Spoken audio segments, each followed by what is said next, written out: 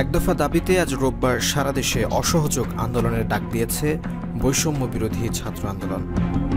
এদিন বেলা 11টায় রাজধানী সহ সারা দেশের গুরুত্বপূর্ণ পয়েন্টগুলোতে বিক্ষোভ ও গণসমাবেশ পালিত হবে।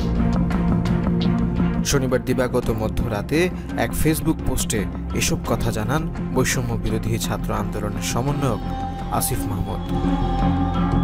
তিনি বলেন, এক দফা দাবিতে অসহযোগ আন্দোলনের পাশাপাশি আগামীকাল 4 আগস্ট বেলা 11টা থেকে রাজধানী সহ সারা দেশের গুরুত্বপূর্ণ পয়েন্টগুলোতে বিক্ষোভ ও গণসমাবেশ পালিত হবে। সকাল থেকেই ঢাকার প্রবেশগুলোতে ছাত্র জনতাকে অবস্থান নেওয়ার আহ্বান জানাচ্ছি।